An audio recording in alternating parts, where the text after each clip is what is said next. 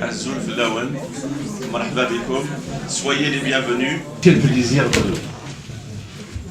de vous voir nombreux aujourd'hui à cette conférence organisée par notre collectif ACDA, Agir pour le changement et la démocratie en Algérie. Nous sommes un collectif d'Algériennes et d'Algériens. Nous existons depuis 2012. Donc nous intervenons beaucoup à travers des actions politiques, des meetings, des conférences, des séminaires. Nous essayons toujours d'allier la réflexion à l'action. C'est pas toujours évident, mais nous avons toujours ce souci en tête. Vous savez tous, la situation politique aujourd'hui dans notre pays est porteuse de beaucoup d'inquiétudes. Il y a un fond de crise politique et sociale d'ampleur, unique dans l'histoire contemporaine de notre pays. Nous pensons, nous, notre collectif, qu'il est urgent d'essayer de relever les défis politiques, d'essayer de comprendre la nature de cette crise politique, d'essayer de voir quelles sont les possibilités pour créer des fronts larges, unitaires, démocratiques, pour essayer d'ancrer dans la société, donner un caractère populaire à l'alternative pour le changement et la démocratie dans notre pays. Donc, dans cet état d'esprit, nous avons décidé d'organiser 3 conférences de réflexion sur la situation politique. Donc, nous avons fait le pari d'essayer de prendre un peu du recul, d'essayer de voir quelles sont réellement les clés pour comprendre la nature de la crise politique que nous vivons maintenant depuis l'indépendance, sinon le mouvement national. Nous avons choisi d'organiser 3 conférences. Bien sûr, il y a celle d'aujourd'hui sur laquelle je vais revenir. Donc le vendredi prochain, 28 mars, à la même heure, au même endroit, nous allons organiser... le 4 avril, excusez-moi, au même endroit, de 19h à 22h, une conférence animée par l'économiste Ahmed Dahmani sur la thématique sera l'Algérie entre mirage pétrolier et inégalité déstructurante. Essayer de comprendre quelles sont la nature de l'organisation économique de l'État algérien, de la société algérienne, de voir pourquoi un pays qui est riche, qui a une rente pétrolière très importante, produit en même temps des inégalités sociales et un ras-le-bol social incroyable. Donc essayer de comprendre tout ça.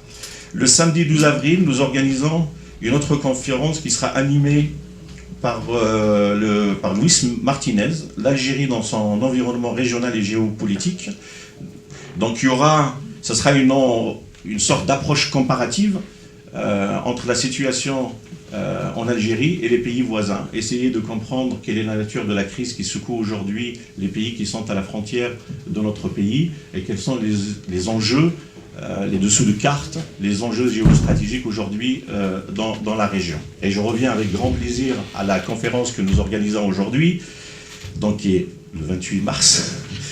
La thématique, donc, c'est la formation du système politique algérien. Elle sera animée donc par notre invité qui n'est pas à présenter, M. Mohamed Harbi. Donc nous avons le plaisir d'avoir un historien de renommée internationale.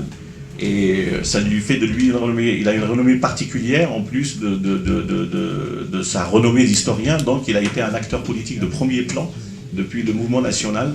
Après l'indépendance, il a toujours gardé ce parcours militant que tout le monde lui connaît.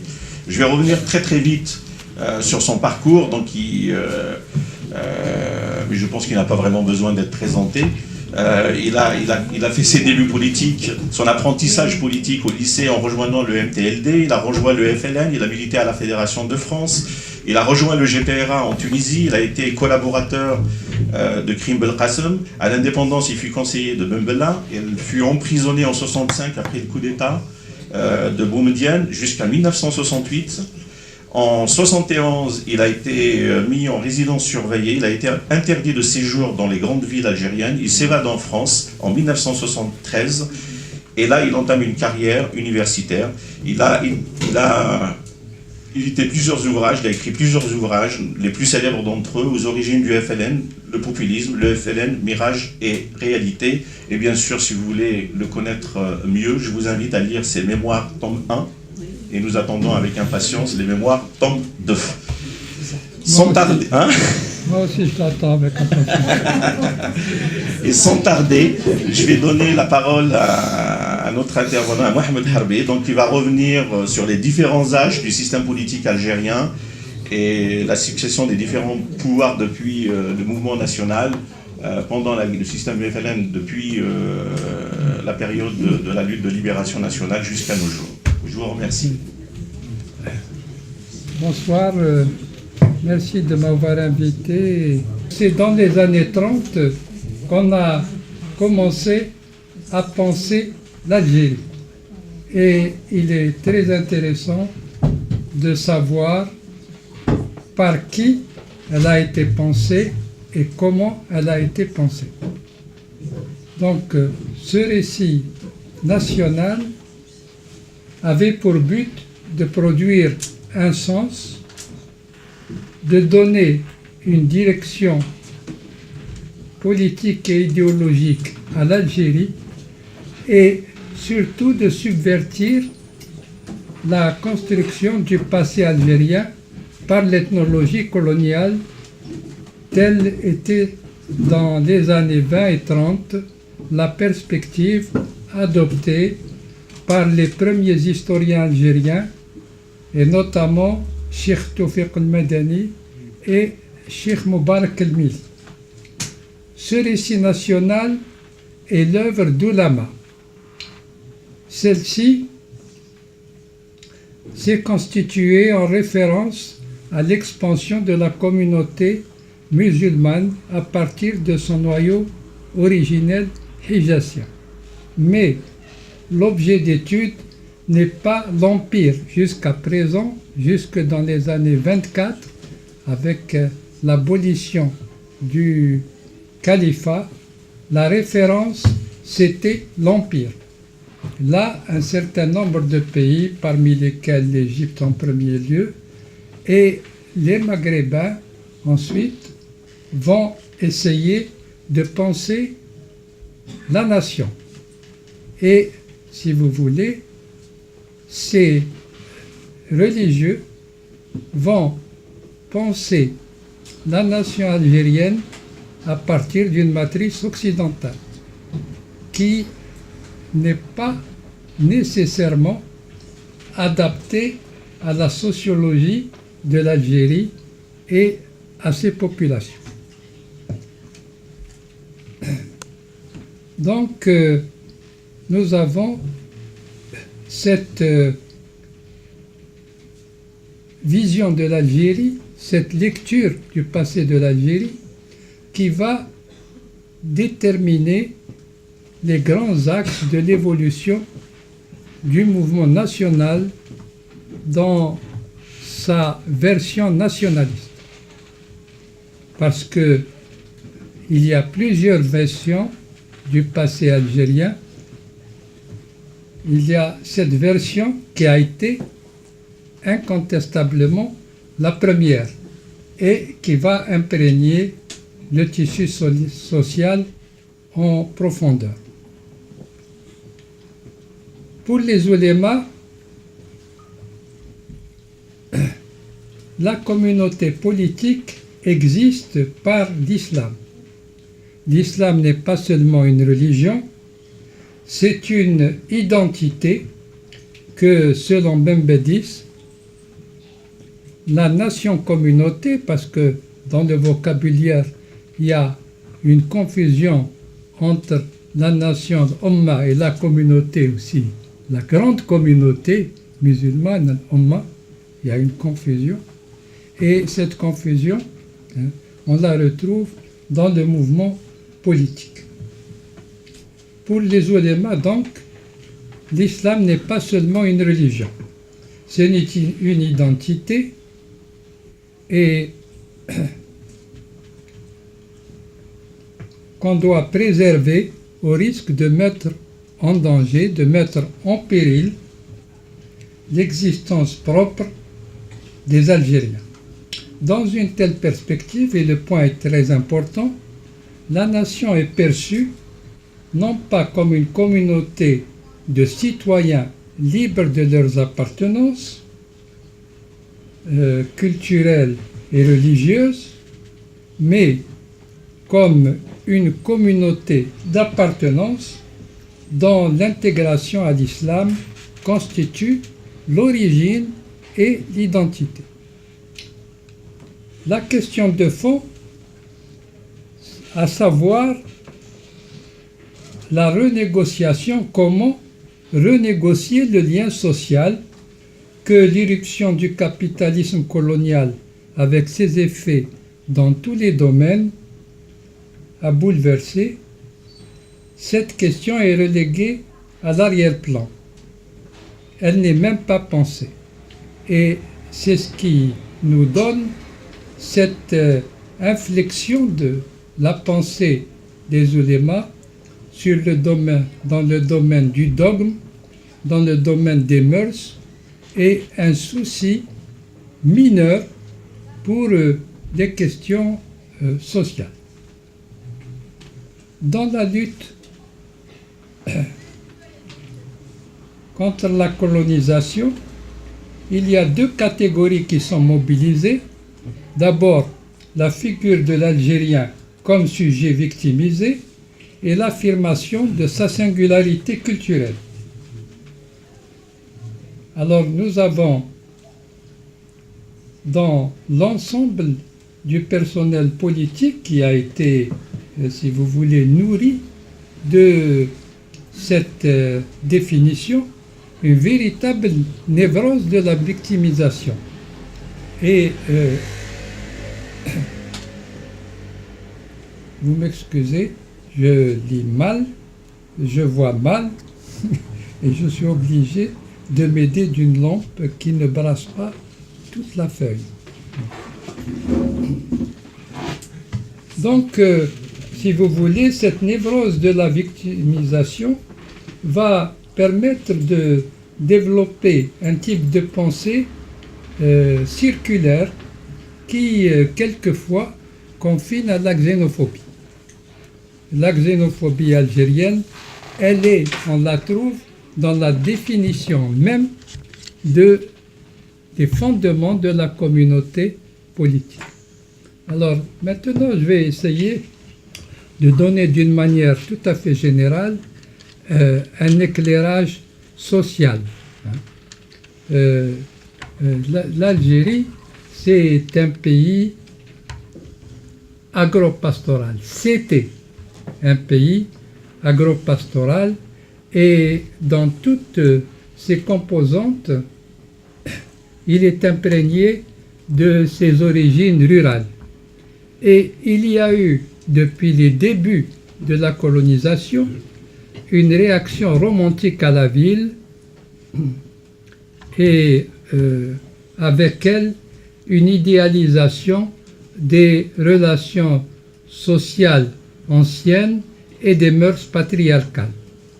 Les genres de vie urbains demeurent extrêmement hétérogènes et d'innombrables contradictions parcourent, qu'elles soient culturelles ou sociales, parcourent la société.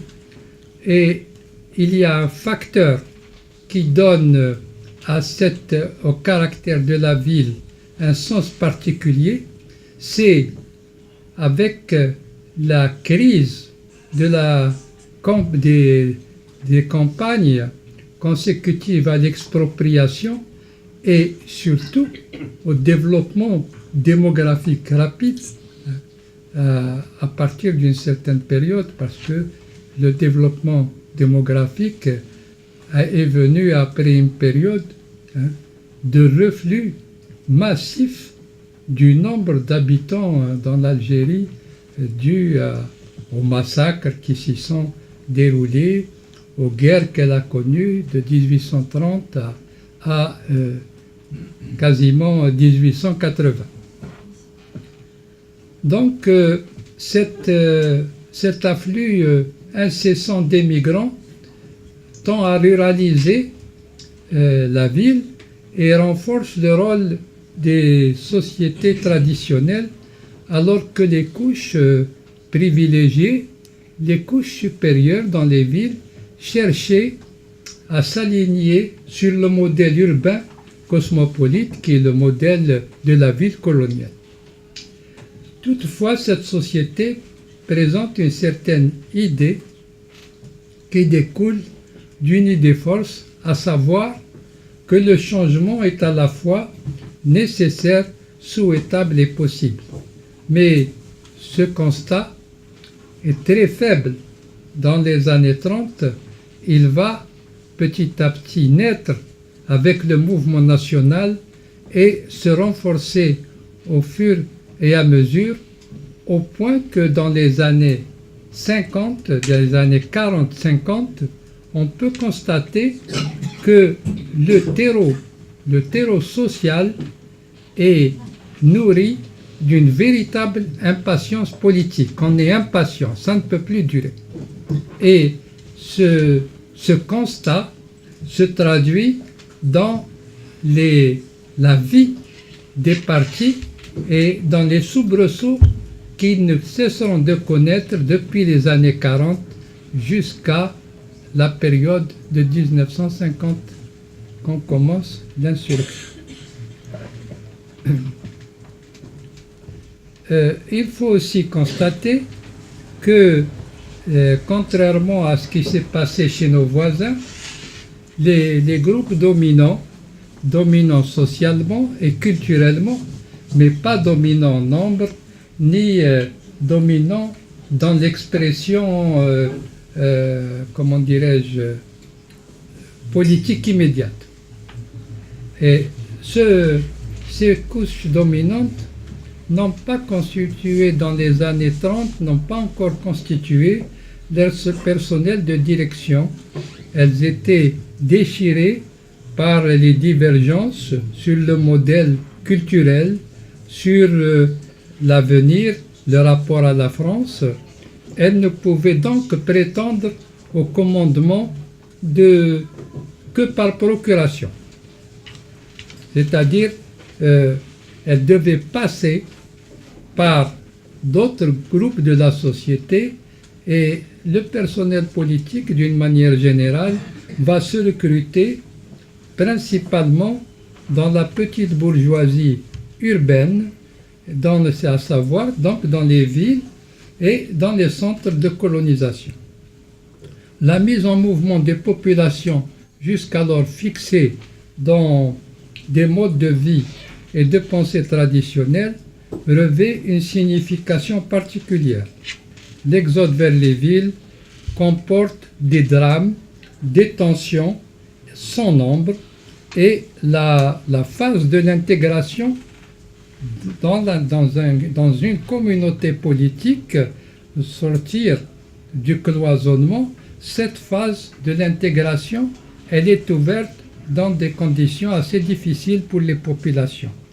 Ce qu'il faut retenir contre les vieux romantiques, c'est que cette intégration signifie en premier lieu désintégration de ce qui reste de la société algérienne d'autrefois.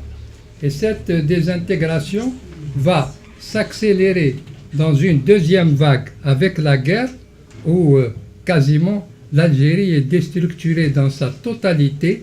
Le système précapitaliste a totalement perdu ses bases. Il a perdu ses bases matérielles.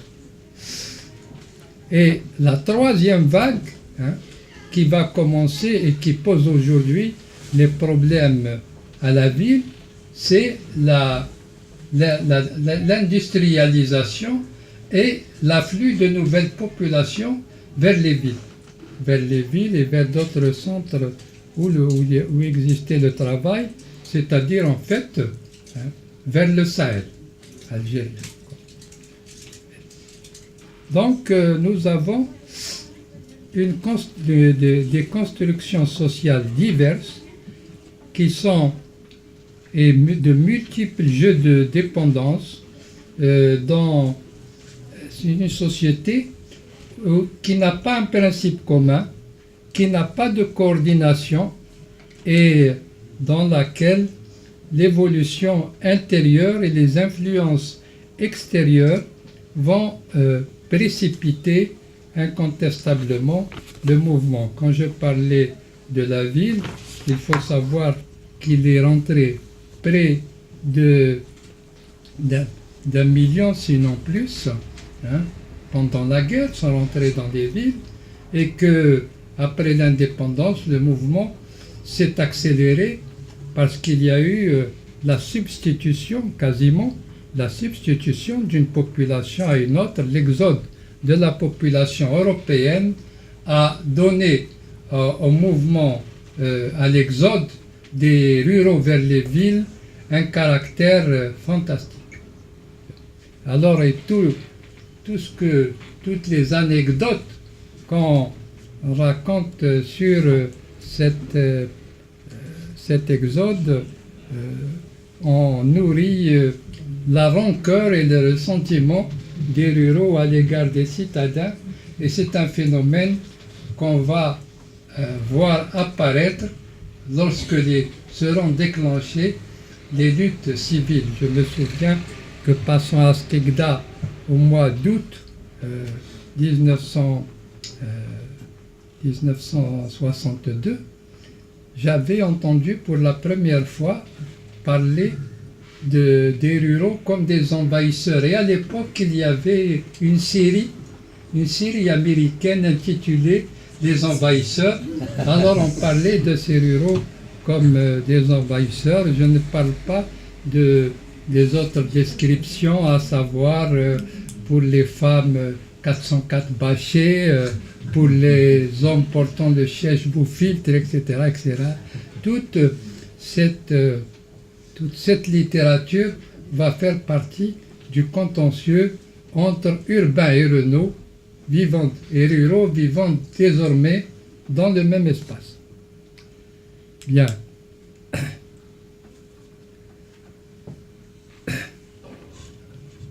Je vais maintenant aborder rapidement la marche vers un contre-État.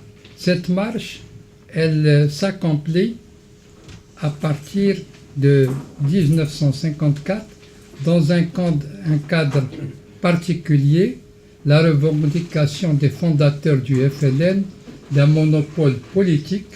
Et donc, dès l'origine, il se pose comme un contre-État avec pouvoir sur les populations, pouvoir de lever les hommes, pouvoir de leur faire payer une aide pour leur entretien, l'entretien des troupes, etc. Alors, cette marche vers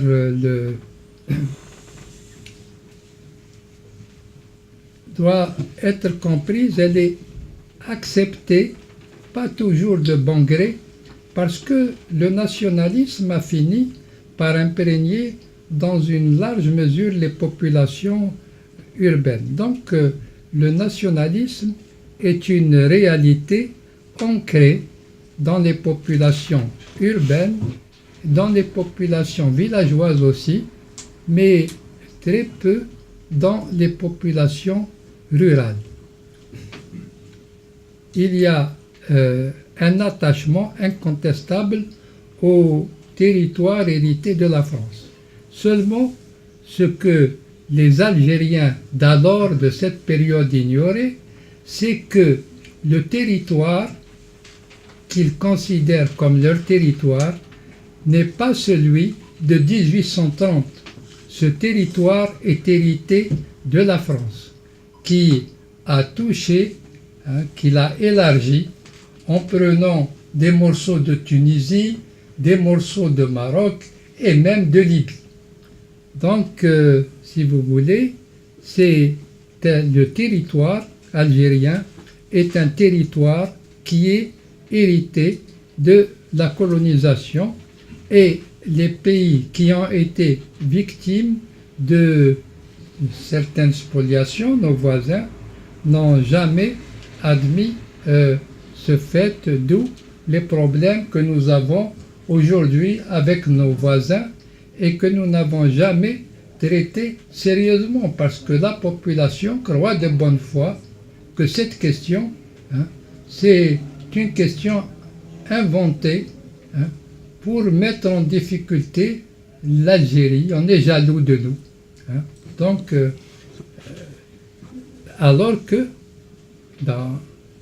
chez nos voisins, c'est quelque chose qui est enseigné dans les écoles, qui nourrit la conscience nationaliste et personnellement, je crois que c'est un des problèmes que nous aurons à affronter, que nous affrontons déjà, que nous aurons encore à affronter et je ne lui vois de solution que dans le dépassement des situations nationales et dans une intégration nord-africaine. Et c'était déjà en 1962, lorsque nous avons transféré les pouvoirs du GPRA au nouveau gouvernement, il y avait déjà des dossiers prêts sur cette question, et notamment dans la nécessité de revoir comment entretenir les meilleures relations avec les populations qui nous ont accueillis pendant la guerre et qui étaient des populations frontalières. Donc, la fierté d'être algérien s'appuie sur l'idée d'une résistance continue, traversant les siècles. Il y a en quelque sorte, si vous voulez, une vision messianique du rôle de l'Algérie au Maghreb. Elle existait déjà depuis les années 20. L'étoile nord-africaine qui s'est réduite à sa portion congrue, elle est devenue algérienne, était censée porteuse d'une révolution, et cette révolution, ce sont les Algériens qui en sont les acteurs principaux. Donc il y a une vision messianique dans le cadre régional, et ce messianisme va nourrir l'imaginaire de tout un pays, et elle est d'autant plus importante que ce pays est en train de chercher sa stabilité. Le patriotisme est nourri aussi de mythes historiques qui occultent les divisions entre Algériens. On parle beaucoup de nation, mais on ne la pense pas. C'est une société à l'indépendance, elle est une société victorieuse contre ses adversaires, mais elle n'est pas homogène, elle est divisée comme elle l'avait été par une histoire séculaire, division entre Algériens dans la lutte contre la colonisation, division entre les tribus consécutivement à la réorganisation du domaine foncier par la France à partir de 1963, et puis aussi division à cause des familles qui veulent établir un type de rapport privilégié avec la colonisation et qui lui servent plus ou moins de relais vers les Algériens, au point que dans toute une partie du pays, on n'a pas l'impression d'être colonisé seulement par un étranger, on est colonisé par aussi par les Algériens, et on peut dire avec Mbembe, avec le politologue camerounais Mbembe, que la colonisation est une affaire franco-africaine. Les populations y sont aussi, les unes de gré, d'autres de force, impliquées dans cette colonisation et dans les rapports, et ça retentit dans les rapports entre eux, au point que je me suis rendu compte dans les années 48, lors d'une campagne électorale, qu'il y avait plus de haine des Algériens entre eux, dans certains villages, que une haine à l'égard des colons. C'était normal la haine contre les colons. Les autres, c'est des populations qui tournaient le dos à leurs conditions religieuses, principalement.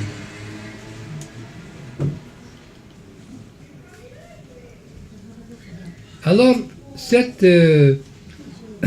il faut dire aussi que la conquête a interrompu des décennies de lutte violente entre populations. La vie dans l'Empire ottoman n'était pas une vie joyeuse tous les jours. La conquête a interrompu donc des processus généralement violents qui auraient pu aboutir à d'autres solutions territoriales que celles que nous avons aujourd'hui. Et c'est un point important parce que ces divisions, elles ne sont pas dites, mais il y a une obsession, elles provoquent une véritable obsession de l'unité. Et la stratégie jacobine consistant à unifier idéologiquement l'espace national en brisant les barrières régionales et les particularismes régionaux s'est manifestée très tôt en Algérie, mais elle ne va apparaître qu'à partir de 1948-49, dans ce que les gens appellent, à tort ou à raison, la crise berbériste. C'est une crise, c'est un moment dans la formation d'une nation, et la formation des nations passe toujours par la violence et les crises. Il faut le savoir. Bon. On n'oubliera pas non plus que la formation de l'armée extérieure s'est faite après de nombreuses crises internes débouchant sur des séditions, sur des répressions fratricides. On se souvient de l'importance des barons régionaux en 1962. La guerre a révélé plusieurs identités mobilisatrices, qu'elles soient confessionnelles, régionales ou autres. Au cours de la guerre, le champ régional s'est constitué à partir de régions administratives. Quand on parle de régionalisme en Algérie aujourd'hui, ce n'est pas un régionalisme naturel. Les wilayas ont été constitués à partir des régions administratives françaises. Elles n'ont pas de cohérence dans leur particularisme. C'est essentiellement des régions administratives. Seulement ces régions administratives ont été réaménagées selon les rapports de force entre les groupes militaires qui constituaient le FLN en 1956. Et on ne le dit pas ou on a peur de le dire, ça a été réaménagé sur une base linguistique. Les zones kabylophones, les zones chaouia et les zones arabophones. Donc, et évidemment, ça s'est réaménagé, si vous voulez, silencieusement entre des dirigeants, et il en est résulté chez les uns et chez les autres des blessures qui reviennent périodiquement à la surface, en ce sens que la mémoire des combattants les relaye et les transmet à des générations nouvelles qui n'avaient rien à voir avec ces problèmes. Et il est bon aussi, lorsqu'on parle de refondation nationale, de prendre en charge ces problèmes, qui sont des problèmes très importants pour garder la cohésion, pour garder, c'est trop dire, pour créer une cohésion des habitants du pays. Et cette cohésion, elle est mise à mal d'abord par les crimes contre la mémoire, mais également par le présent. Le présent avec ses difficultés au fur et à mesure que l'autorité de l'État s'affaiblit, les forces centrifuges recommencent à, si vous voulez, à agir, et elles agissent avec la mémoire qu'on leur a transmise. C'est pour cette raison que je parle de crimes contre la mémoire. Nous aurions sûrement géré autrement la cohésion nationale si tout ce qui s'est passé pendant la guerre et avant était transmis aux nouvelles générations et surtout si les gouvernants les prenaient en considération au lieu de passer leur temps à jouer les autruches en enfonçant sa tête dans le sable. Et quand on enfonce la tête dans le sable, on ne voit plus les problèmes. Voilà. Alors je vais aborder un autre point.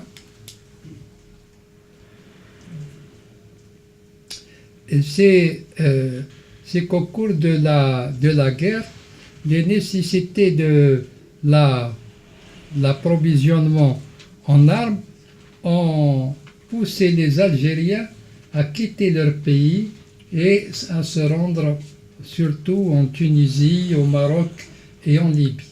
Et alors, ça a provoqué aussi un autre contentieux entre régions algériennes, parce que ces régions s'ignoraient.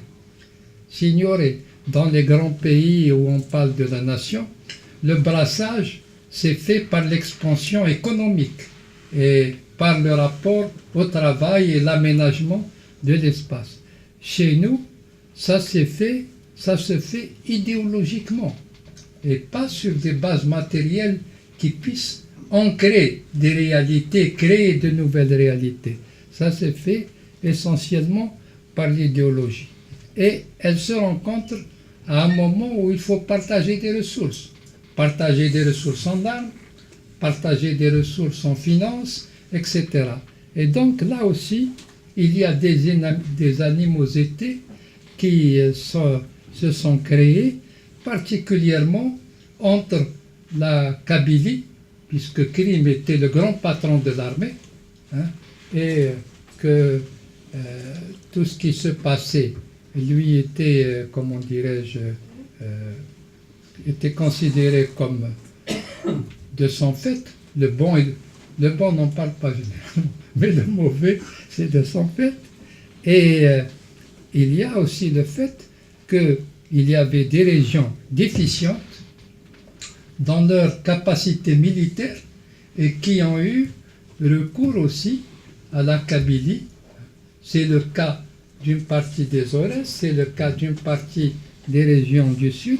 Et là aussi, il s'est créé des contentieux qu'il ne faut pas garder dans un trou, qu'il faut faire venir à la surface et il faut en parler.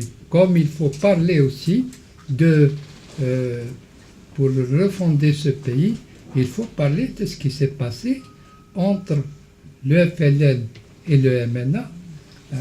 Le MNA, originellement, n'était pas ce mouvement contre-révolutionnaire qu'on nous présente. On a maintenant dans les écrits des gens qui ont constitué la Wilaya 2, on a des écrits sur les contacts entre Didou, Cheikh Balqasem al-Baydawi et comment les messalistes, pour rattraper leur retard, ont commencé les attentats le 25 décembre 1954, avant même la mort de Didouche. Et toute cette partie de l'histoire a été évacuée. En fait, c'est le monopole qui a créé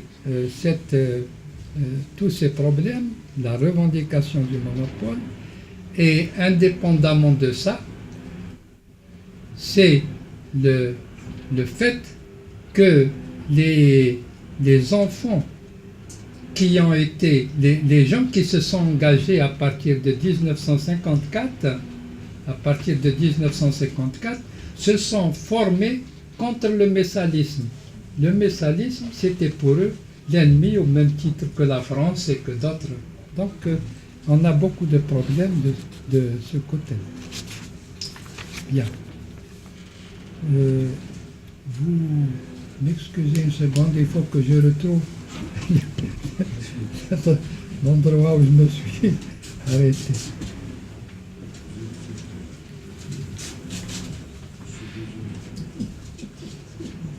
Alors maintenant, je vais parler du projet populiste en tant que projet politique. Parce que les Algériens croient qu'ils ont vécu une période socialiste de leur histoire. En réalité, ce qu'on a appelé le socialisme, c'était une conséquence d'un projet populiste. Et ce projet, il a été, comment dirais-je, développé comme toujours après coup. Une fois l'indépendance réalisée, on ne voulait absolument pas traiter des problèmes du pays pour garder l'unité, et on arrive à l'indépendance et il faut avoir un programme. C'est exactement l'improvisation comme celle qui a présidé à la naissance même du FLN au moment de la scission du MTLD. Donc, ce projet populiste se base sur une trinité, la nation, l'État, le peuple. Le projet est la manifestation incontestable d'une ambition nationale. Il s'agit de parachever l'indépendance politique.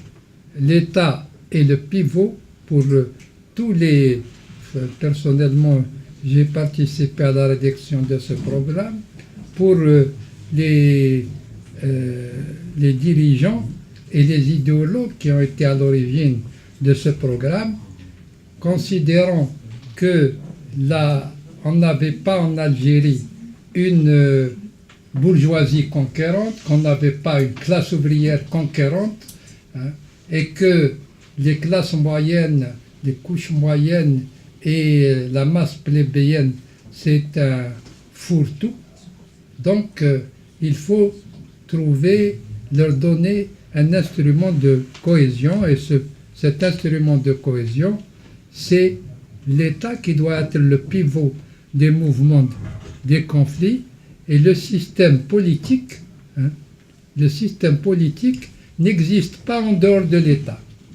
Or, c'est une conception qui mène directement à un système autoritaire.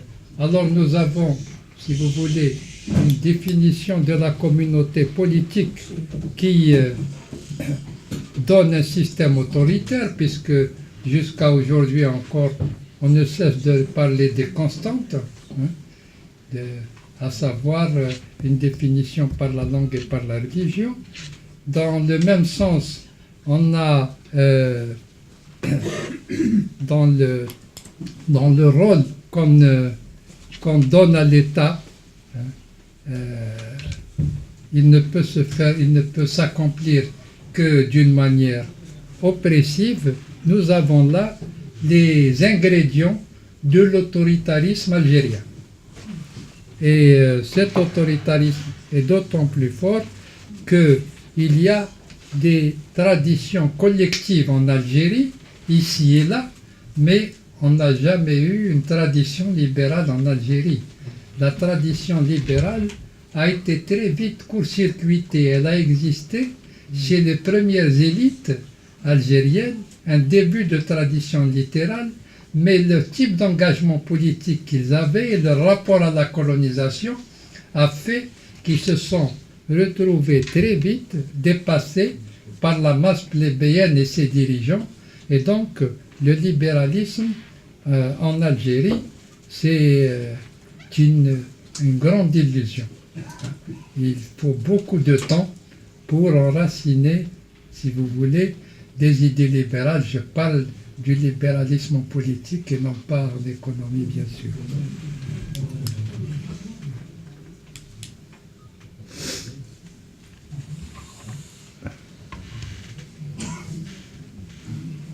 Alors, en quoi consiste le socialisme algérien? D'ailleurs, quand je dis socialisme algérien, j'exagère, parce que c'est le type de socialisme qui existe dans tous les pays du tiers-monde.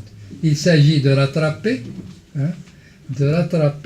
il s'agit d'avoir un type de rapport aux classes qui gouvernent ces pays.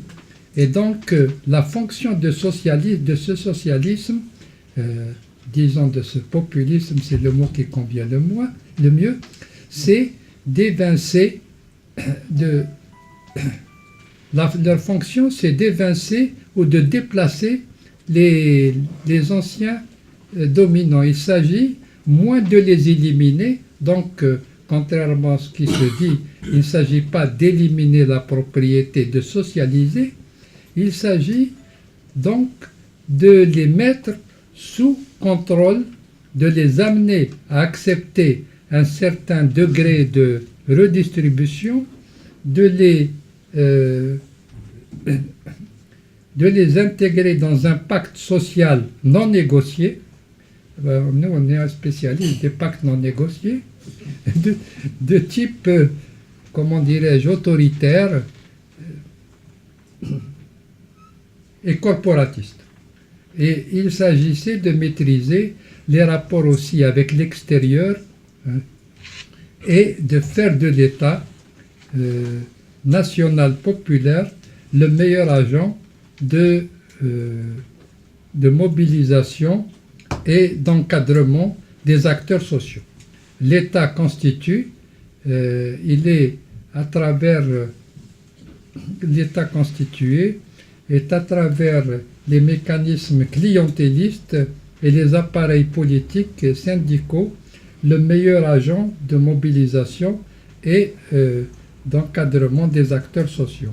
C'est la pratique qui a existé en Égypte, qui a existé chez Nkrumah, chez Nyerere, chez Sékou Touré, sauf qu'en Algérie, les possibilités matérielles ont été meilleures que dans ces pays, et puis aussi la population avait goûté un peu à, comment dirais-je, à la société européenne, puisqu'il y avait 1 million d'Européens, en comptant la population indigène juive, et leur mode de vie, leurs idées, etc., ont touché aussi les Algériens, même si on ne le dit pas.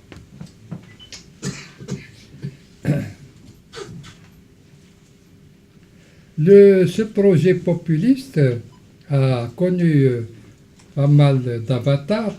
Il est contrarié par la nature du rassemblement tel qu'il est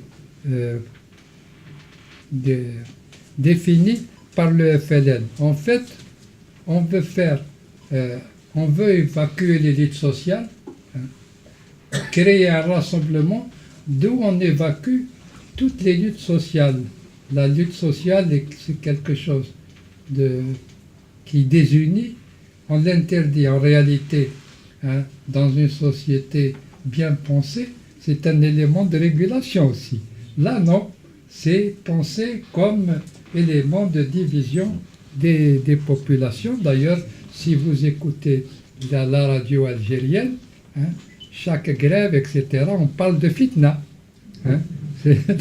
C'est le vieux vocabulaire de la division caractéristique de l'esprit islamique qui est reconduit pour désigner des phénomènes tout à fait nouveaux.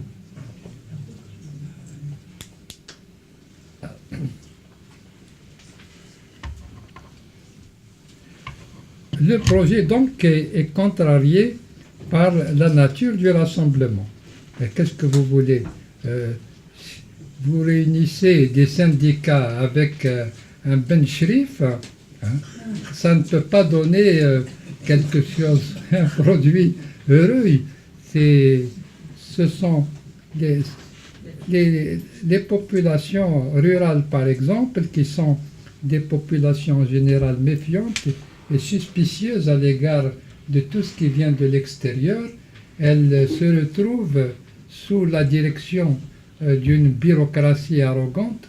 Et là, c'est un trait auquel les Algériens devraient réfléchir.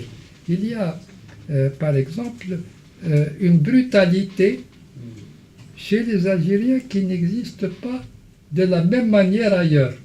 Elle existe aussi, mais d'une manière un peu plus, disons, policé.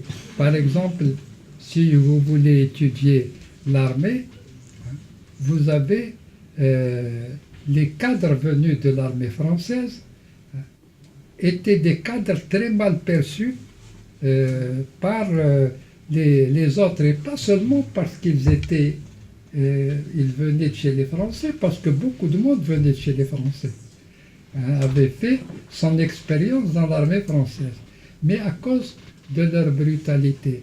Il y a une dizaine d'années, ou un peu plus peut-être, en lisant un ouvrage d'Alain Clinton, un Anglais, qui s'est intéressé à l'histoire de l'armée d'Afrique, j'ai retrouvé l'énoncé de pas mal de séditions de bataillons algériens contre leurs officiers algériens. Et le commandement français, pour mettre fin à ces séditions, sans punir les gens qui se sont révoltés, avait affecté à ces bataillons des officiers tunisiens. Donc, si vous voulez, il y a un vieux problème de ce côté-là. Et je me suis rendu compte personnellement une fois, lors d'une eviction et d'une visite aux frontières avec Karim Belkacem et le commandant Idir Mouloud, on a compris qu'il y avait aussi un antagonisme entre ces officiers français et comment dirais-je, et les troupes, parce qu'une partie de ces troupes avait fait l'Indochine avec ces officiers français. Ils avaient des règlements de compte qui n'avaient rien à voir avec la révolution algérienne. Et on peut même, je peux même dire que si vraiment on avait étudié politiquement ces troupes, on aurait mieux compris les tendances sociales qui se sont exprimées à l'indépendance chez un certain nombre de groupements militaires, etc.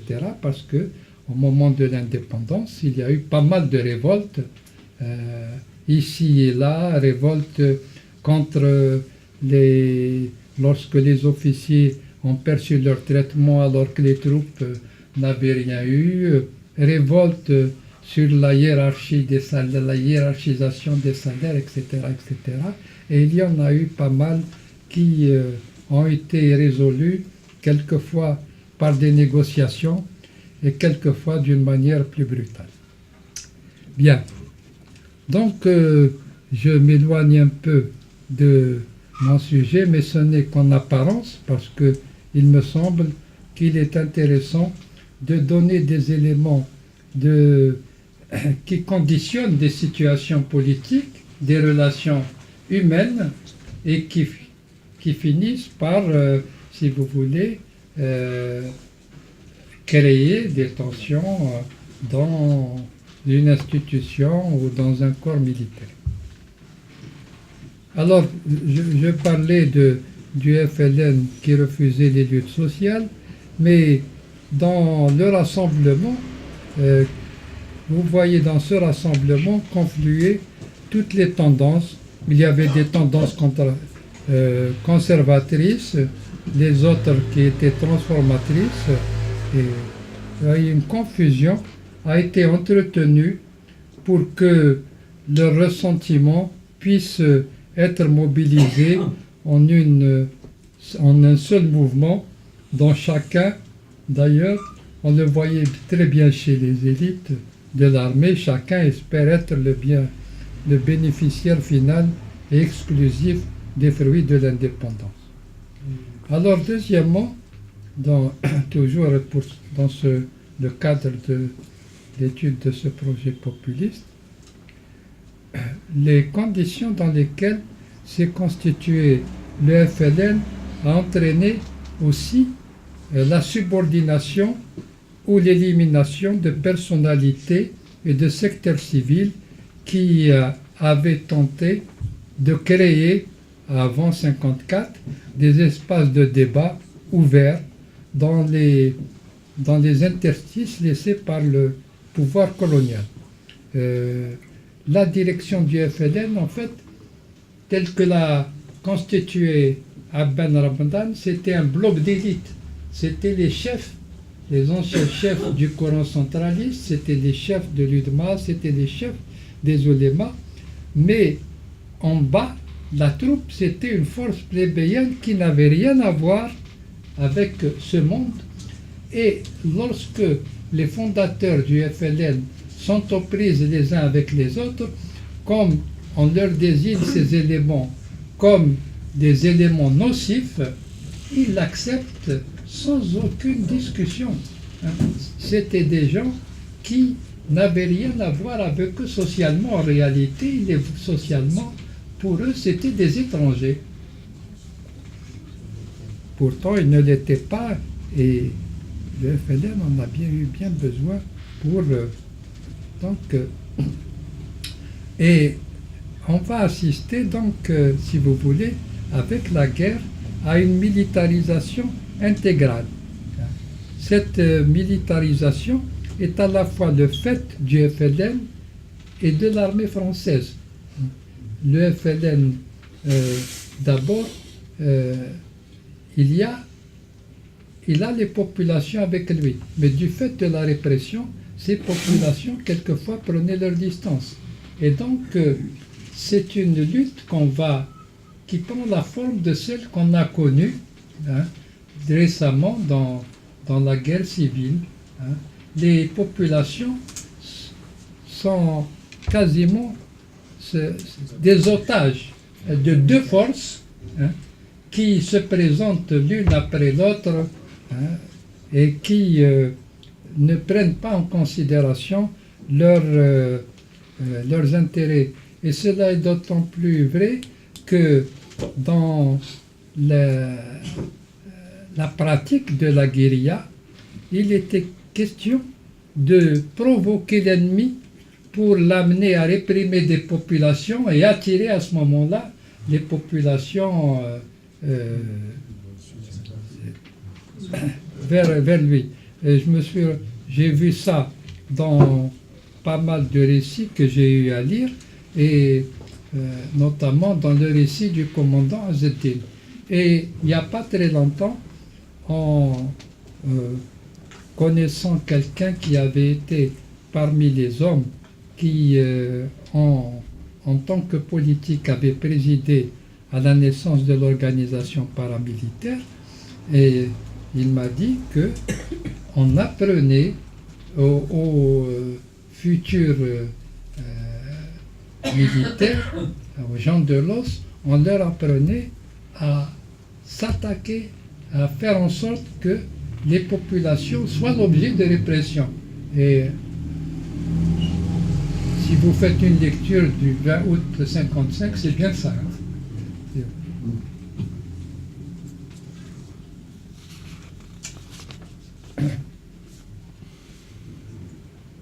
Alors, est-ce que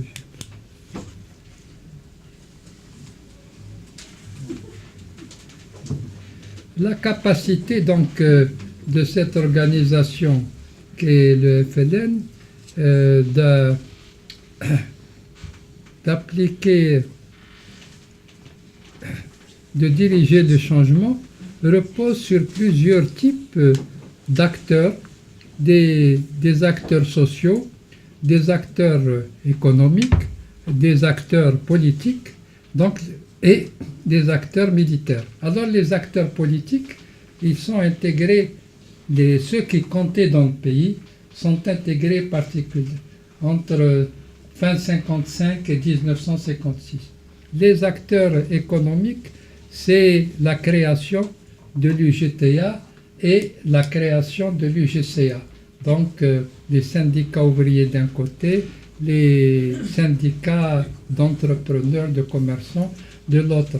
Mais là aussi, il y a un vice de forme, parce que les syndicats, il existait des syndicats algériens depuis que la CGT française a renoncé à son patronage sur les syndicats algériens. Et là, la direction du FLN va provoquer d'abord celle du MNA, la première, en créant l'USTA, puis ensuite il y aura le FLN qui crée l'UGTA, et d'un coup, le mouvement ouvrier va se retrouver quasiment sans véritable représentation. Le groupement qui a le plus souffert du monopole politique et qui n'avait pas de véritable représentant dans les institutions créées par le FLN, à savoir le CNRA et le CCE, c'est incontestablement le mouvement ouvrier qui va le payer très cher, même si le mouvement redistributif lui a laissé ici là des miettes. Maintenant, je vais aborder un autre point, c'est celui de l'armée. Alors, dans les révolutions, on attend toujours de savoir quelle est la classe ou quel est le groupe social qui va prendre la direction du combat et la direction des événements. Alors, ça pouvait être une bureaucratie, ça pouvait être un groupe ouvrier, ça pouvait être un groupe bourgeois.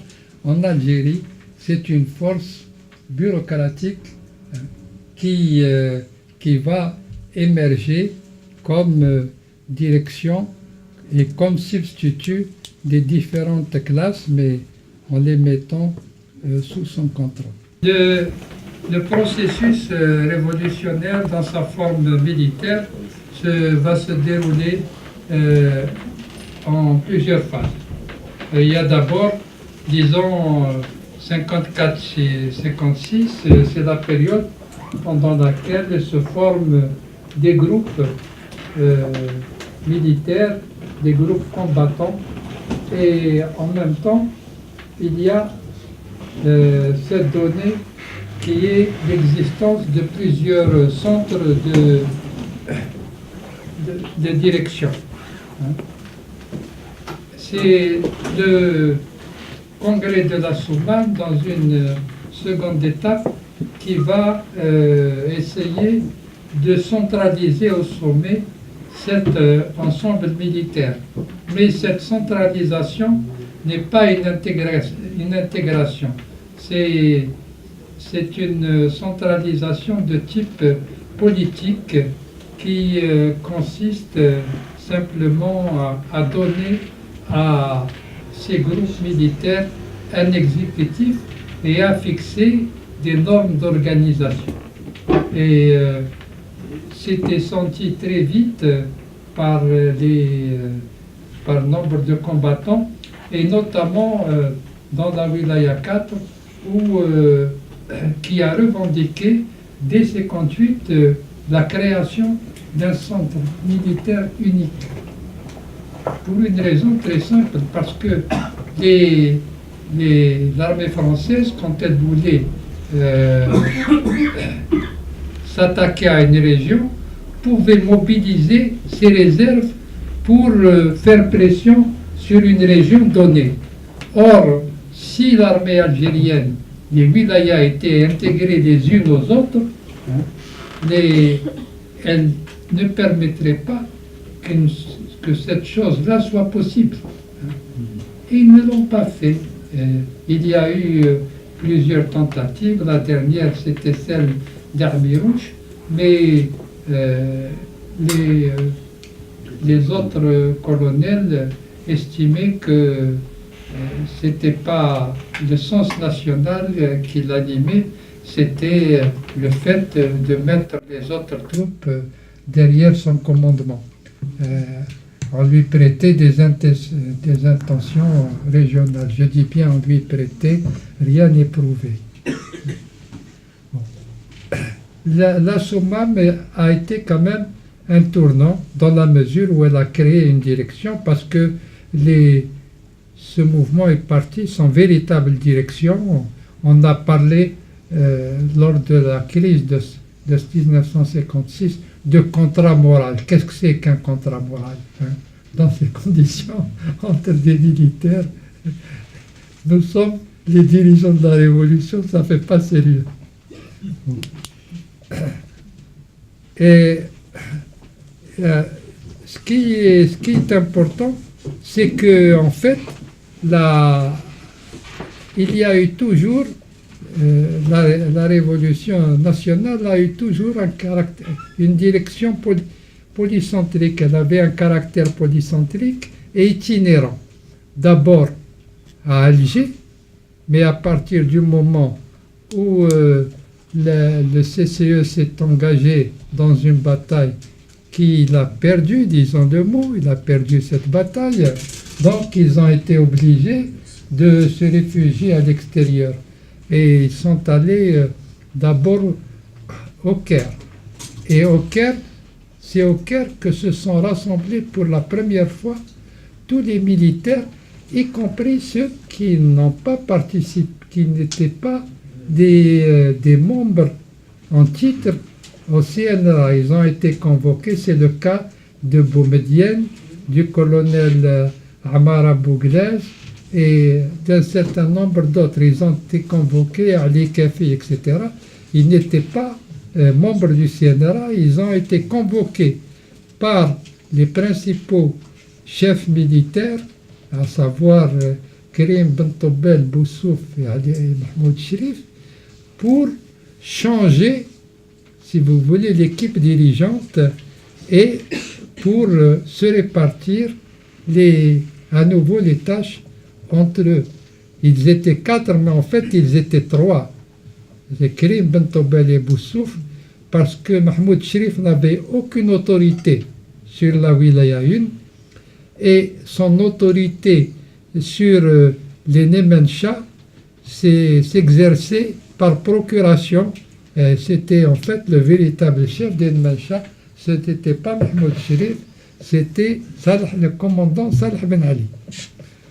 Donc, c'est là que naît au CNRA de 57 un collège militaire qui reconnaît Karim Bentoubel et Boussouf comme leur chef. Et donc, on a à ce moment-là une direction à 2 étages. Il y a un CCE qui est censé être le dirigeant, mais en réalité, les affaires militaires lui échappaient totalement. Et dans chacun de ces 3 chefs militaires avait son fief, Bentoubel, le nord constantinois, Karim, la Kabylie et en partie la 4, et Boussouf, la 5. Boussouf était le seul qui était en dehors totalement de sa région. Il était du Constantinois, il commandait l'Oranie. Et c'est aussi le seul chef qu'on peut dire national, parce que toutes ces équipes venaient des autres wilayas. Elles ne venaient pas de la wilaya 5. Il avait un statut particulier. Bon.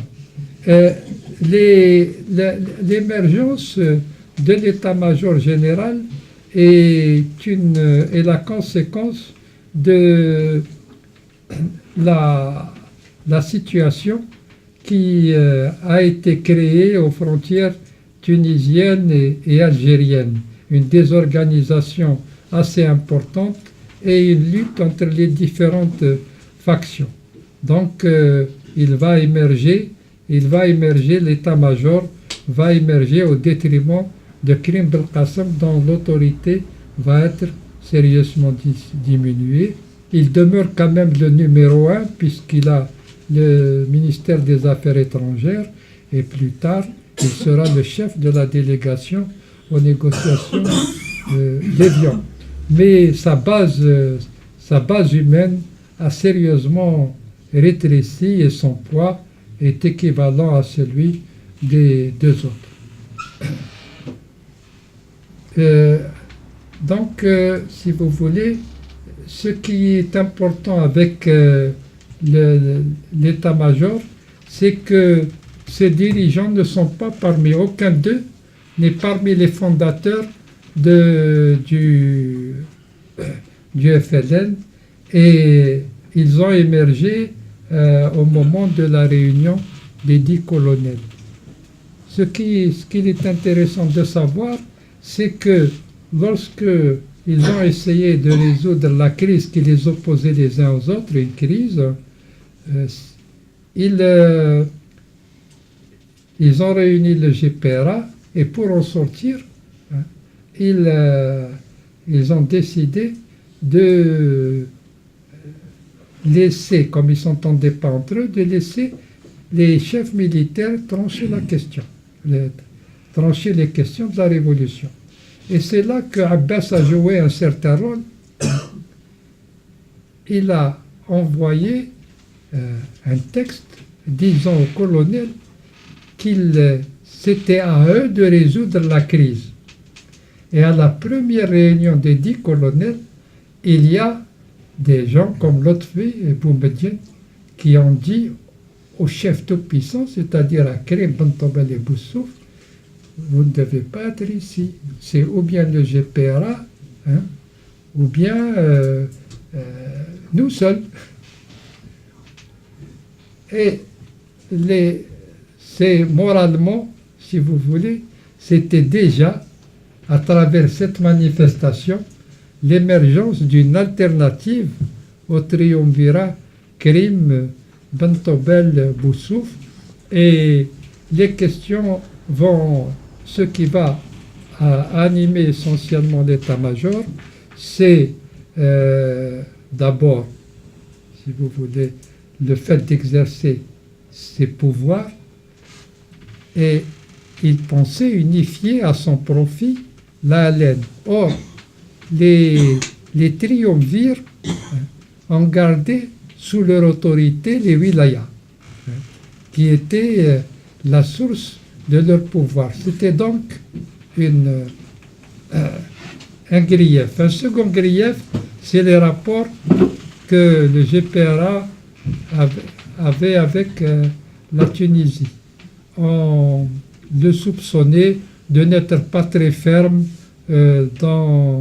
à l'égard des Tunisiens, surtout lorsque Bourguiba a imposé à l'état-major, au GPRA plutôt, de rendre un aviateur qui est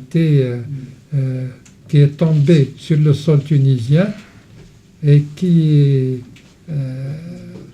que Bourguiba a réclamé et il a fini par l'obtenir. Mais en fait, il y a d'autres raisons beaucoup plus fondamentales, mais qui ne sont pas dites.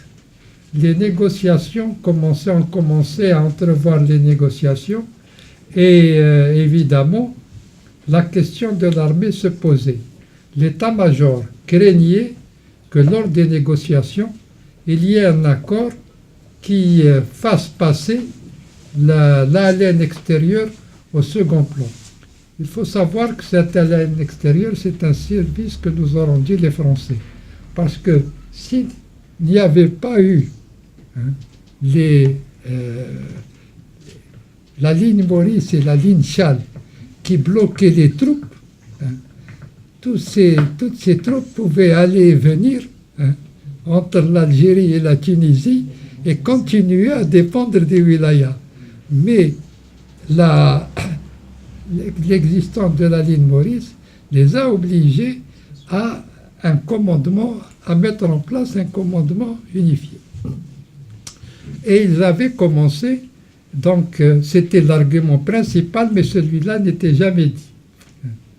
Ce qui était dit, c'est le gaspillage de ressources, c'était une politique extérieure qui n'était pas très ferme, qui négligeait l'Afrique. Ce qui était dit également, c'était, comment dirais-je, un autre grief, c'était manque d'informations sur les combats de la laine, etc., etc. Et c'est à ce moment-là que l'état-major a créé son propre service d'information. Il a créé son propre service d'information, et lorsque le GPRA n'a pas a hésité à reconnaître Cuba, l'état-major s'est mis en contact, en rapport avec Cuba, et il a envoyé une délégation, il a envoyé des enfants là-bas à Cuba pour être, comment dirais-je, formés, éduqués, etc. Donc, ils ont débordé à gauche. Ils ont débordé à gauche les GPRA, mais c'était sans conséquence sur l'issue de la révolution, mais pas sur l'issue de la répartition du pouvoir entre les chefs. Donc, je ne vais pas vous raconter la crise. Si vous voulez poser des questions dessus, je répondrai. Mais il faut noter un élément de cette crise qui est interprété toujours comme un conflit entre l'intérieur et l'extérieur, mais en réalité, il y avait un élément dans cette crise qui était commun aux deux. C'est qu'il s'agisse des troupes des frontières ou des troupes à l'intérieur, le principe qui animait tout cet ensemble, c'était la suprématie des combattants sur les non-combattants, c'est-à-dire le problème du rapport au peuple. Et celui-là a été totalement effacé par une argumentation spécieuse faisant de l'état-major général le représentant de la base qui ne pouvait pas s'exprimer, etc. Voilà. Alors, on va arriver à l'indépendance et à cette époque-là, l'état-major n'était pas en mesure, d'abord n'était pas reconnu, ensuite il n'était pas en mesure d'administrer le pays. Alors, la question qui s'est posée à eux, c'est la question des alliances avec les fondateurs du FLN. Et l'état-major a trouvé un partenaire en Bembella. C'est Bembella qui leur a servi de couverture, et bien qu'il n'ait toujours refusé de le reconnaître, il finira par le reconnaître quand il prendra la porte. Et c'est à ce moment-là, si vous voulez, la création de l'état-major, c'est le premier pas vers l'hégémonie du corps militaire sur la révolution. Le deuxième pas, c'est l'alliance avec Bembella. Et le troisième pas, c'est le coup d'État du 19 juin 1965. Et c'est à partir de là, en fait, que l'unification de l'armée va prendre une tournure plus accélérée, puisque les grandes crises vont intervenir après les crises avec les militaires, crise d'abord de l'état-major avec les forces de la résistance intérieure, puis crise avec un certain nombre de commandants du nord constantinois, l'Arbe Barjan, qui s'efface au profit de l'état-major, puis ensuite crise avec le colonel Chabani qui commandait la 6 et qui a été rapidement mis au pas et il y a laissé sa vie. Donc l'unification va se faire quasiment lors du conflit entre le colonel Zbiri et le colonel Boumediene. Et c'est à ce moment-là que, si vous voulez, vont apparaître plus clairement les bases du régime algérien, c'est-à-dire des bases militaires. L'hégémonie militaire est acquise à partir de 1967. Et on peut dire qu'il y a deux caractéristiques valables pour l'ensemble du système. Il y a d'abord l'importance des relations personnelles et des processus informels sur le fonctionnement officiel. Et en troisième lieu, l'activation de réseaux en toile d'araignée qui partent de la famille élargie et au clan et touchent à un certain nombre d'appareils. Il faut savoir que de 1954 à 1962, toutes les crises ont opposé les militaires les uns aux autres. C'est l'unification de l'armée sous la direction de Boumediene a également opposé les militaires les uns aux autres. L'affaire Chabani, c'était simplement quelqu'un qui ne voulait pas céder le commandement de la région à un officier nommé par Boumediene. Et on peut dire aussi que c'est à travers les jeux entre les militaires qu'un aspect patrimonial va apparaître dans la vie politique. Par exemple, aux frontières, tous les chefs, tous les principaux chefs avaient dans leur entourage un membre de la famille qui était quasiment celui qui communiquait avec les autres, c'est lui qui était le médiateur au profit de son chef. C'est une caractéristique qui n'apparaissait pas très clairement, mais qui était dominante dans l'encadrement des troupes qui venaient des Aurès, des Nemencha, etc. On va voir encore d'autres caractéristiques apparaître, mais beaucoup plus tard, c'est le caractère policier. Le caractère policier va apparaître essentiellement en 1965. À ce moment-là, la sécurité militaire devient la police suprême dans le système politique. Mais ses pouvoirs dépendent toujours d'un chef. Lorsque Chedli arrive, il va essayer de casser le pouvoir de cet organisme. Et les gens qui y sont nommés n'avaient aucune qualification pour régner sur le domaine du renseignement ou de la police. C'est avec la disparition de Chedli que la police va monter en force et en efficacité et va entrer dans tous les secteurs de la société. Parce que jusque-là, ils avaient un seul atout, c'était qu'ils contrôlaient ce qu'on appelle la fiche bleue.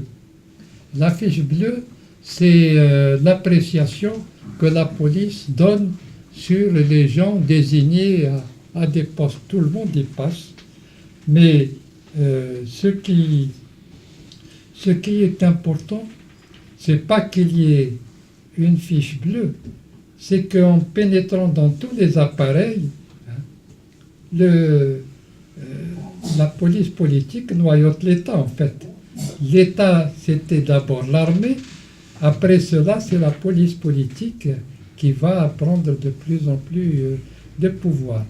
Et je pense qu'avec la crise qu'il y a eu ces derniers temps, on est en train de voir comment, en entrant de plus en plus dans le domaine des affaires, et surtout après l'infitah qu'a connu l'Algérie, la libéralisation, petit à petit,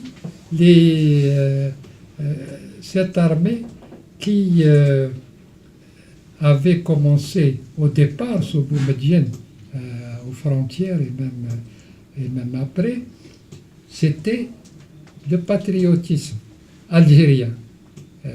Par exemple, je me souviens d'un message qu'il a envoyé au GPRA pour mobiliser tous les étudiants. Pour quelle raison? Parce qu'ils sont tombés sous l'influence du marxisme, du nasserisme et du bassisme, autrement l'Algérie. Patriotisme algérien. Ensuite, il mettait l'accent sur les brassages régionaux et les brassages de classe. Et c'était aussi un autre aspect de constitution d'unité nationale. Il a continué, quand il a pris le pouvoir, avec la création du service civil. C'était en définitive une opération politique pensée. Or, maintenant, qu'est-ce qui se passe? Il se passe que, en entrant dans le domaine des affaires, cette armée est en train de développer des tendances centrifuges. Et ces tendances centrifuges commencent à faire entrer dans le rapport de force des groupes qui n'ont rien à voir avec l'armée. Et je pense que l'évolution de l'armée, de son rapport avec le système qu'elle a créé, est en train d'entrer dans une nouvelle phase. C'est une chose qu'on a vue dans tous les systèmes latino-américains et africains. Ce n'est pas particulier à l'Algérie.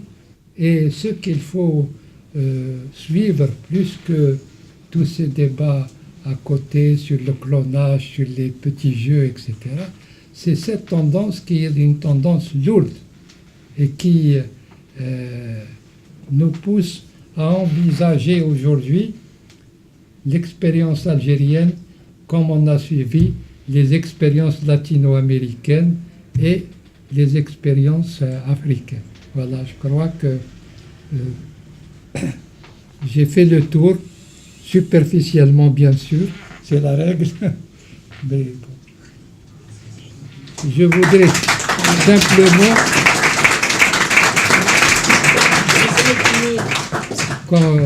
conclure en disant qu'il ne faut pas se laisser omnibuler par les luttes qui se passent aujourd'hui, et